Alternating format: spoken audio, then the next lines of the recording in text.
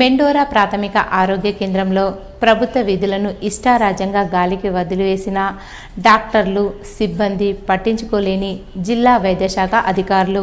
సిబ్బంది సరిగ్గా విధులకు హాజరు కావడం లేదని, రోగులు ఆసుపత్రికి ఎప్పుడు వచ్చినా ఖాళీ కుర్చీలు దర్శనమిస్తున్నాయని ఆసుపత్రికి వచ్చిన రోగులు ఆరోపిస్తున్నారు.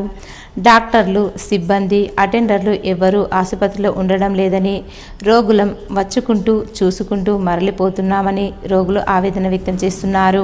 ఏ డాక్టర్ ఉంటారు, ఎవరు ఉంటారు, పేషెంట్లు బతుకుంటా మరిపోతున్నాం. ఏ ఊరు? ఇదే ఊరు మన మెండూరు. నేను ఒంటిగంటకు వచ్చిన సార్. ఎప్పుడు ఇంతనా? ఎప్పుడు వచ్చిన? ఎప్పుడు వచ్చింది ఉంటుంది. మంది సరిగా ఉండరు డాక్టర్. ల్యాబ్ రక్త పరీక్ష చేస్తాయినా? రక్తం పరీక్ష చేయడానికి ఎప్పుడు వస్తారో ఎప్పుడు పోతారు. డాక్టర్ డాక్టరు ఈయనైతే అసలే లేరు. ఆయన మందులు ఇచ్చేటైనా? ఇచ్చినా న్యాయించుకోలేడు కదా. ఈయనకి విషయం అయితే లేడు కదా. ఎప్పటి విషయం మేము అలా. నువ్వు దేని గురించి వచ్చినావు? నాకు కానుకో కొంత దాని గురించి వచ్చిన. ఆరోగ్య కేంద్రంలో స్టాఫ్ సరిగా ఉండరు, డ్యూటీలు సరిగా చేయరు. ఫార్మసిస్ట్ ఎప్పుడు వస్తాడో ఎప్పుడు పోతాడో ఎవరికీ తెలియదు. అటెండర్ భర్త డ్యూటీ, భార్య డ్యూటీ చేసిన మెడికల్ ఆఫీసర్ పట్టించుకోరు అని మీడియా ముందు స్టాఫ్ నర్సు చెప్పడం గమనార్హం. ఈయన విపించుకుంటావా?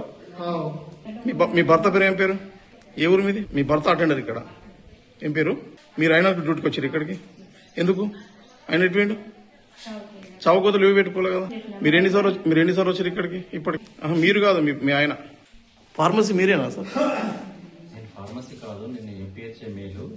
అయితే ఈ రోజు ఫార్మసీ ఆఫీసరు లీవ్ లో ఉండడం వల్ల డాక్టర్ మేడం గారు ఇక్కడ ఓపీకి ప్రాబ్లం కాకుండా మెడిసిన్ ఇచ్చే రెస్పాన్సిబిలిటీ ఈ రోజు ఆల్టర్నేట్ గా పేషెంట్స్ ఇబ్బంది కాకుండా అరేంజ్మెంట్ నా ద్వారా చేయించడం జరిగింది. మెడిసిన్ ఇక్కడ ఆల్రెడీ డాక్టర్ ఉంటే ప్రిస్క్రిప్షన్ లేదా నర్సింగ్ ఆఫీసర్ గైడెన్స్ ప్రకారం ఇవ్వాలి. మెండోరా ఆరోగ్య కేంద్రంలో స్టాఫ్ నర్సుగా విధులు నిర్వహిస్తున్నానని, అన్ని బాధ్యతలు నాతోనే చేయించుకుంటున్నారు.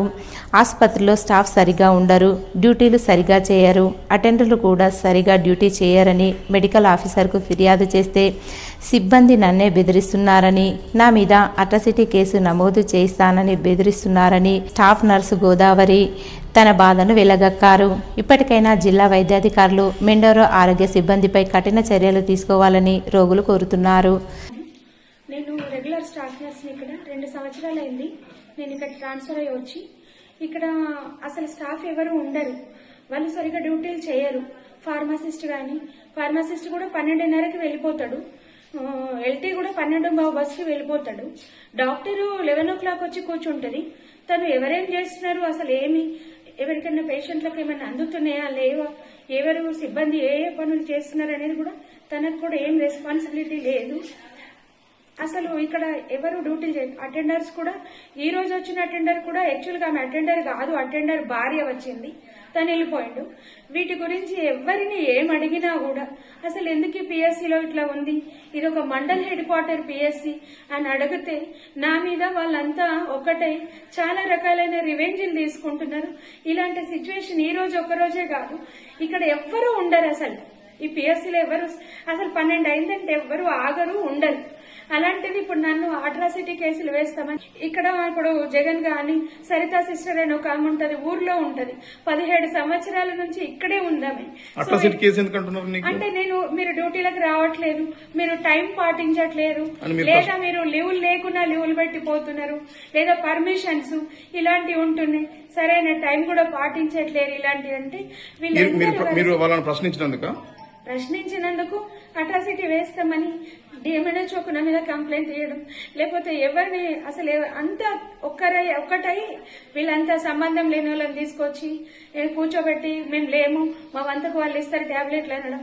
సో ఏది ప్రశ్నించినా కూడా ఎందుకు పోయిందని నా మీద అట్రాసిటీ వేస్తామని భయపెడుతూ నేను వెళ్ళిపోతా అని డిప్యుటేషన్ ఇవ్వమంటేనేమో డిఎంఎన్హెచ్ఓ నాకు డిప్యుటేషన్ ఇవ్వట్లేదు. సరే ఇక్కడ నేను ఉందాం, నేను రెగ్యులర్ నేను ఎందుకు వెళ్ళిపోవాలి అనుకుందామంటేనేమో రకరకాలుగా టార్చర్ చేస్తున్నాను. సిబ్బంది అంతా ఒకటే ఇలాగే ఉంటది, ఎప్పుడు ఇక్కడ ఎవరు ఉండరు ఇక్కడ.